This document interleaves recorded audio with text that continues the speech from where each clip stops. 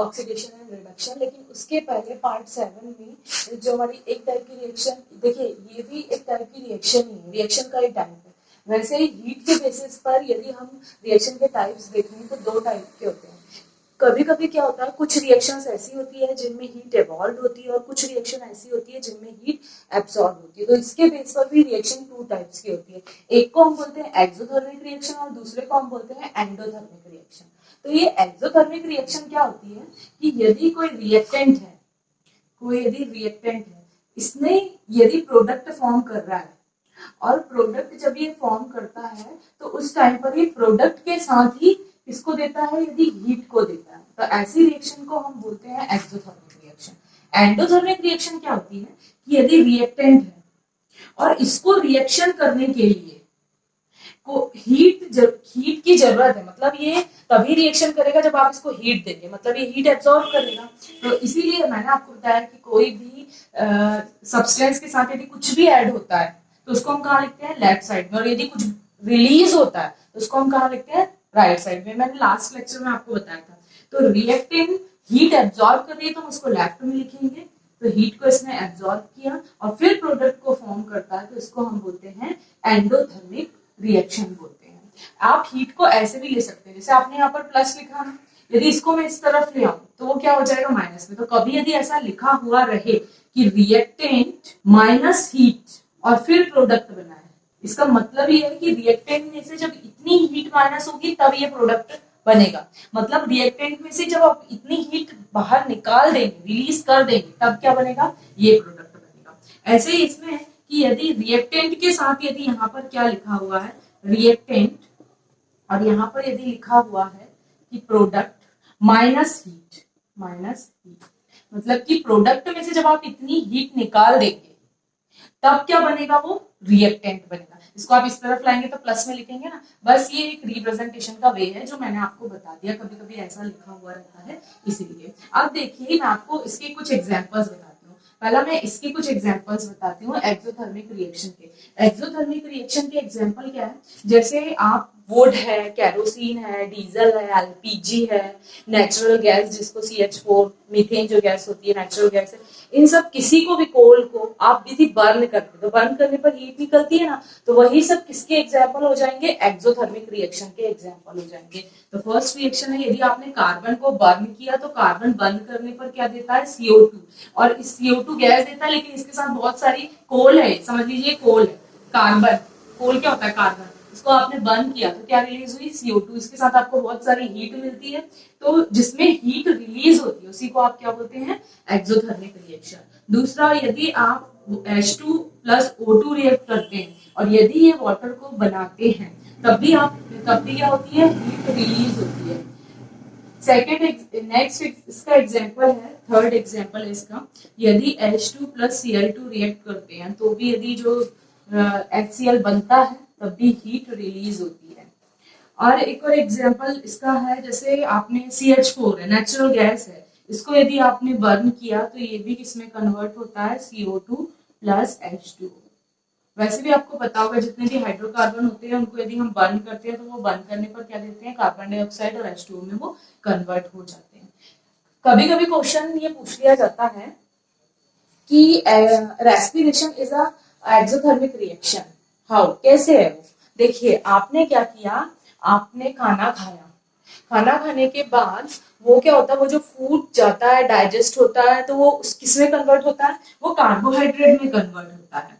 Carbohydrate का formula क्या होता है, C6। जो ग्लूकोज होता है ना वो एक टाइप है, कार्बोहाइड्रेट का ही टाइप है। तो जो आप जो भी फूड लेते हैं वो लास्ट में मोनो यूनिट्स ऑफ कार्बोहाइड्रेट जिसको आप ग्लूकोज बोलते हैं उसमें वो कन्वर्ट हो जाता है। तो वो फूड आप इतना समझिए कि बस जो हम फूड लेते हैं वो लास्ट में किसमें ब्रेकअप हो जाता है, डाइजेशन के बाद वो बनाता है ग्लूकोज, C6H12O6। ये किसका फॉर्मूला होता है, ग्लूकोज का फॉर्मूला होता है।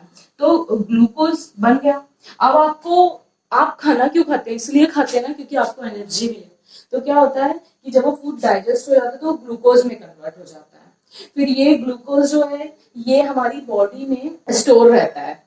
तो ये जब आप रेस्पिरेशन करते हैं ना, ये माइटोकॉन्ड्रिया में स्टोर रहता है ग्लूकोज। फिर आप क्या करते हैं कि आप कंटिन्यूअसली क्या कर रहे हैं, रेस्पिरेशन की प्रोसेस होती रहती है, आप ऑक्सीजन ले रहे हैं कि नहीं, तो ये ऑक्सीजन क्या करती है, इसको बर्न करती है, ठीक है, ऑक्सीडेशन की प्रोसेस होती है, ये ऑक्सीजन इसको क्या करेगी, बर्न करेगी, और बर्न करने के बाद आप बाहर रेस्पिरेशन की प्रोसेस में आप बाहर CO2 निकालते हैं कि नहीं, तो ये CO2 बनाती है, साथ में H2O बनता है हमारी बॉडी में, स्वेट के फॉर्म में, यूरिन के फॉर्म में वाटर निकलता है कि नहीं, तो ये वाटर बनता है, और इसके साथ ही एनर्जी रिलीज होती है। तो जो एनर्जी आपको काम करने के लिए मिल रही है वो इससे ही मिल रही है, ये रिएक्शन होती है। तो देखिए यहाँ पर एनर्जी रिलीज हुई, हीट क्या है, एक एनर्जी का ही तो फॉर्म है, तो यहाँ पर हीट रिलीज, हीट मतलब एनर्जी, तो यहाँ पर एनर्जी रिलीज हुई, तो ये एक कौन सी रिएक्शन हो गई, एक्सोथर्मिक रिएक्शन, क्योंकि प्रोडक्ट के साथ क्या निकल रही है, हीट, तो ये एक एक्सोथर्मिक रिएक्शन हो गई। एक्सोथर्मिक रिएक्शन की डेफिनेशन क्या होती है, मैं इसकी डेफिनेशन यहाँ पर लिखती हूँ, reaction in which heat is evolved, heat is evolved along with the product called exothermic reaction। इसके बाद हम पढ़ते हैं आप एंडोथर्मिक रिएक्शन, तो जिसमें हीट क्या होगी, एब्जॉर्ब। इसके एग्जांपल हैं, जैसे मैंने आपको एक रिएक्शन बताया था कि लाइमस्टोन जो होता है CaCO3, इसको हम क्या बोलते हैं, कैल्शियम कार्बोनेट, या फिर कैल्शियम कार्बोनेट, या फिर हम इसको भी क्या भी बोलते हैं, लाइमस्टोन। तो ये जो लाइमस्टोन होता है, इसको ये माइन से ऐसे ही निकलता है, फिर आप क्या करते हैं, इसको हीट करते हैं, मैंने ऐसे लिखा था, फिर यहाँ पर लिखा था CaO, और यहाँ पर मैंने क्या लिख दिया था, इसी के साथ मैंने लिखा था कि CO2 गैस क्या हो रही है, इवॉल्व हो रही है। तो ये जो कैल्शियम कार्बोनेट है, इसको आपने हीट दिया, मतलब रिएक्टेंट में आपने यहाँ पर पहले ही इसको यहाँ पर हीट दिया है, तो इसने, इस रिएक्टेंट ने इस हीट को एब्जॉर्ब किया, ये कैल्शियम कार्बोनेट ने इस हीट को एब्जॉर्ब किया, उसके बाद ही ये इसमें गया। तो जिस रिएक्शन में हीट एब्जॉर्ब होती है, इसकी डेफिनेशन क्या है कि reaction in which heat is absorb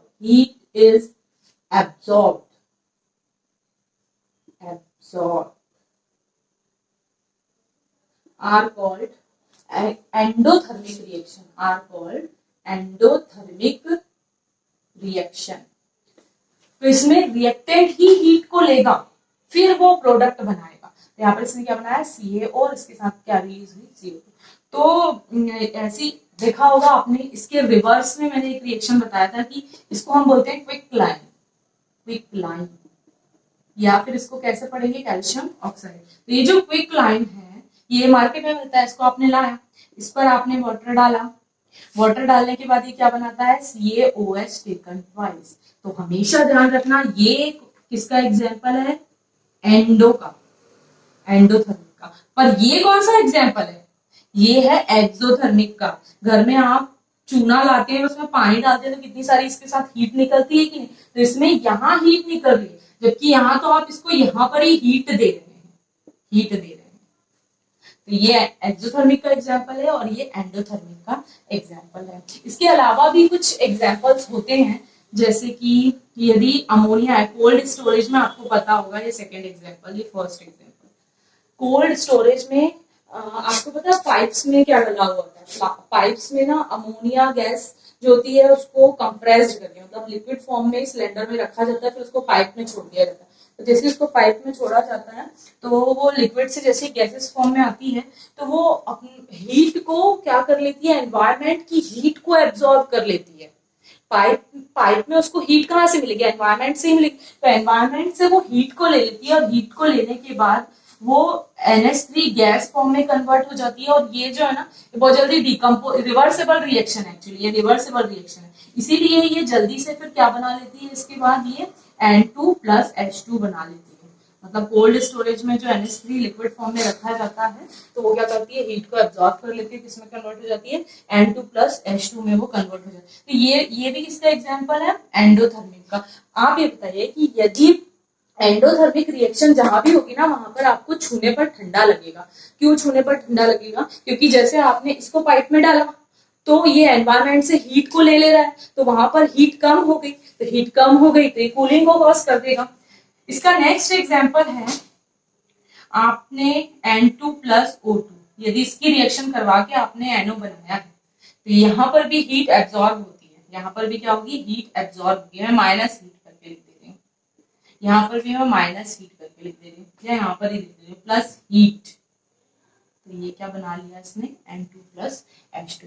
ये थी एंडोथर्मिक एंड एक्सोथर्मिक रिएक्शन। इसके बाद हम मूव करते हैं ऑक्सीडेशन एंड रिडक्शन क्या होता है। तो ऑक्सीडेशन और रिडक्शन एक केमिकल रिएक्शन ही है, केमिकल रिएक्शन का टाइप ही है। ऑक्सीडेशन की प्रोसेस क्या होती है और रिडक्शन की क्या, देखिए। ऑक्सीडेशन ऐसी केमिकल रिएक्शन होती है, the chemical reaction in which addition of oxygen and removal of hydrogen, ये जहां होगा रिमूवल ऑफ हाइड्रोजन, ये जहां होगा वहां पर किसकी प्रोसेस होगी, ऑक्सीडेशन की प्रोसेस होगी। देखिए नाम से ही आपको लग रहा है ऑक्सी मतलब ये किसमें आता है, ऑक्सीजन में, मतलब ऑक्सीजन से रिलेटेड है। तो यदि किसी एलिमेंट में यदि ऑक्सीजन ऐड हो जाए या किसी कंपाउंड में ऑक्सीजन ऐड हो जाए तो तब वो जो प्रोडक्ट फॉर्म करेगा। तो इस पूरी रिएक्शन को आप क्या बोलेंगे, कौन सी टाइप की रिएक्शन है, ये ऑक्सीडेशन रिएक्शन है। जैसे इसको एक स्टोरी के थ्रू बताया हुआ है एनसीईआरटी में, मैं आपको बताती हूँ कि जैसे कॉपर है, तो कॉपर की सरफेस पर एक कोटिंग होती है। कॉपर की सरफेस पर किसकी कोटिंग होती है, CuO की कोटिंग होती है। मतलब कॉपर जो है ना, इसके ऊपर ऑक्सीजन की रिएक्शन करवा दी जाती है। इसके ऊपर कॉपर है, इसके ऊपर आपने ऑक्सीजन की रिएक्शन करवा दी तो ये CuO में कन्वर्ट हो जाता है। और ये तो ब्राउन कलर का होता है और ये ब्लैक कलर का हो जाता है, ठीक है। अभी ये कौन सी प्रोसेस हुई, क्योंकि यहाँ पर ऑक्सीजन ऐड हुई, तो ये तो ऑक्सीडेशन की प्रोसेस हुई। लेकिन यदि इसी के ऊपर, अब ये ब्लैक कलर की कोटिंग है, ये ब्लैक कोटिंग है, यदि आप, और ये आपका कॉपर है, ये आपका कॉपर है। अभी आपने क्या किया कि इस कॉपर ऑक्साइड पे जो ब्लैक कोटिंग है, इसके ऊपर यदि आपने हाइड्रोजन गैस को पास करा दिया, तो हाइड्रोजन गैस को पास कराने से क्या होता है, वो वापस से ब्राउन कलर की हो जाती है सरफेस। क्यों होती होगी, देखिए ये H2 गैस से आपने रिएक्ट करवाया, तो जैसे आप H2 गैस से रिएक्ट करवाएंगे तो यहाँ पर क्या होता है कि H2O बन जाता है और ये कॉपर यहाँ से डिस्प्लेस हो जाता है। अब देखिए यहाँ पर क्या होगा कि इस पर ऑक्सीजन का क्या हुआ, एडिशन हुआ। इस पर क्या हुआ, ऑक्सीजन का एडिशन हुआ ना, ऑक्सीजन के साथ इसका एडिशन हुआ, तो इसको आप क्या बोलते हैं कि ये क्या है, ऑक्सीडेशन।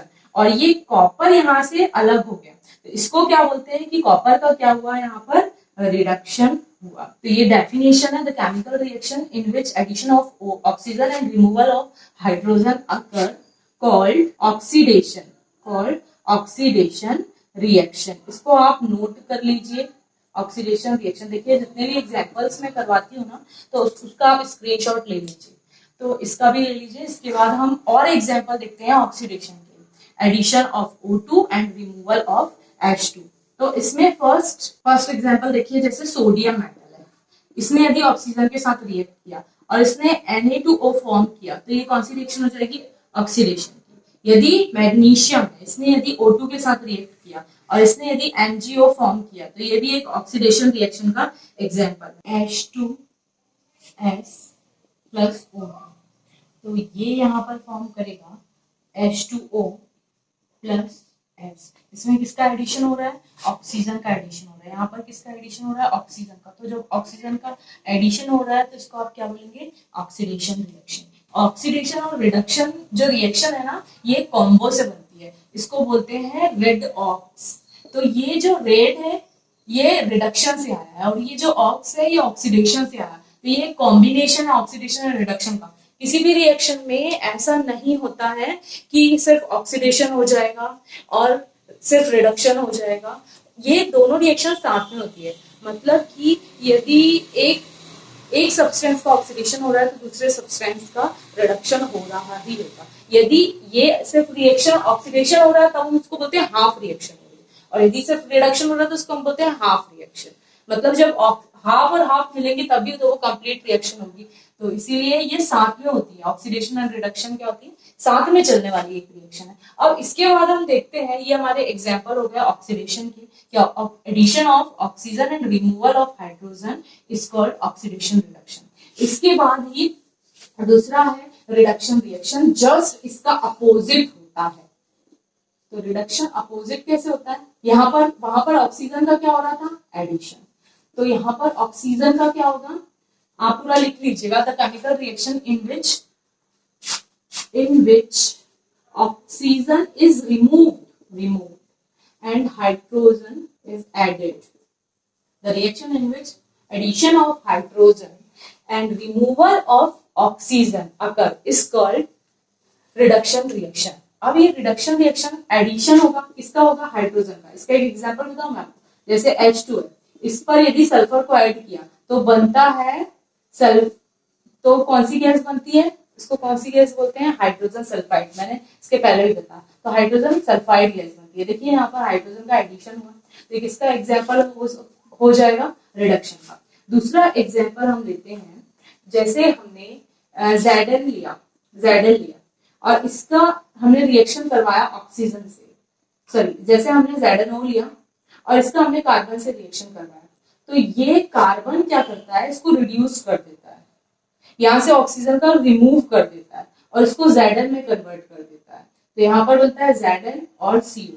तो किसका रिडक्शन हुआ, इसका रिडक्शन हुआ Zn का रिडक्शन हुआ. क्यों, क्योंकि यहाँ से ऑक्सीजन क्या हो गई, रिमूव हो गई.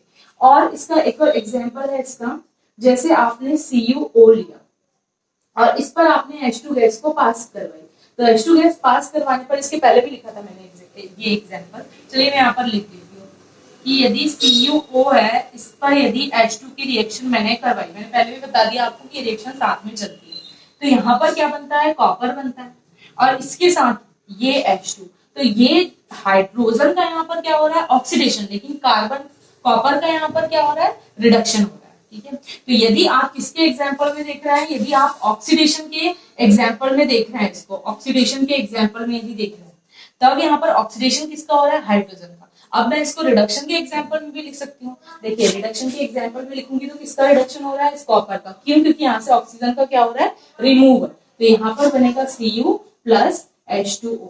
तो ये यहाँ पर दोनों क्या हुआ, रिमूवल ऑफ ऑक्सीजन का यहाँ पर रिमूवल हुआ, और यहाँ पर क्या हुआ, एडिशन ऑफ हाइड्रोजन. इसका एक और एग्जांपल मैं आपको बताती हूँ, जैसे H2S गैस है, इस पर यदि आपने Cl2 की रिएक्शन करवाई, तो Cl2 की रिएक्शन करवाने पर आपको हाइड्रोजन का एडिशन करवाना है. देखिए इस Cl2 पर यदि ये हाइड्रोजन ऐड हो जाए तो ये HCl को बना लेगी, तो मतलब इस Cl2 का क्या हो गया, इस Cl2 का हो गया रिडक्शन, और ये सल्फर यहाँ से क्या हो जाएगी, यहाँ से अलग हो जाएगी, तो मतलब सल्फर ऑक्सीडाइज्ड हुई और ये क्या हुई, Cl2 यहाँ पर क्या हो जाएगी, रिड्यूस हो जाएगी. तो ये इसके एग्जाम्पल थे, कुछ एग्जाम्पल थे. अब ऑक्सीडेशन एंड रिडक्शन एक प्रोसेस होती है, ये ऑक्सीडेशन और रिडक्शन क्या है, एक प्रोसेस है, लेकिन जो सब्सटेंस इसको करवाते हैं उसका भी एक नेम होता है, उसको बोलते हैं ऑक्सीडाइजिंग एजेंट और रिड्यूसिंग एजेंट. अब हम उनको देखते हैं. ठीक है, एक एग्जांपल इसको लेती हूँ मैं और फिर उसके थ्रू आपको एक नई टर्म समझाती हूँ, oxidation, oxidising agent and reducing agent. ये रिएक्शन. आप इस रिएक्शन में पहले तो मुझे प्रोसेस बताइए. देखिए जैसे ये CuO से Cu बन रहा है, जब CuO से Cu बन रहा है मतलब ऑक्सीजन का रिमूवल हो रहा है, तो ये यहाँ पर क्या हो रहा है, रिमूवल ऑफ ऑक्सीजन. तो जहां पर ऑक्सीजन का रिमूवल होता है आप उसको क्या बोलते हैं, रिडक्शन. तो यहाँ पर इसका क्या हो गया, रिडक्शन. लेकिन आप ये समझिए कि यदि इसने ऑक्सीजन को अपने में से रिमूव किया ही नहीं होता, अच्छा पहले ये समझिए, रिमूवल ऑफ ऑक्सीजन हो गया, रिडक्शन. अब इसने इस ऑक्सीजन को गेन किया और यहाँ पर इसने एडिशन करके ये बना, तो मतलब जब H2 से H2O बन रहा है तो इस प्रोसेस को, क्योंकि इसमें ऑक्सीजन ऐड हो रहा है, तो यहाँ से यहाँ पर जाने पर जो प्रोसेस हो रही है एडिशन ऑफ ऑक्सीजन, इसको आप क्या बोलेंगे, इसको आप बोलेंगे ऑक्सीडेशन रिएक्शन. इसको आप बोलेंगे ऑक्सीडेशन रिएक्शन. अब यहाँ पर देखिए, यदि इसने, ये प्रोसेस साथ में क्यों चलती है, यदि इसने यहाँ से ऑक्सीजन नहीं छोड़ा होता तो ये कभी ले पाता, तो ये कभी ऑक्सीडाइज्ड हो पाता नहीं. यदि इसने इसका ऑक्सीजन नहीं लिया होता तो क्या कभी ये रिड्यूस हो पाता, बिल्कुल नहीं. तो क्या इसकी रिडक्शन की प्रोसेस होती, नहीं. इसीलिए ये प्रोसेस साथ में चलती है.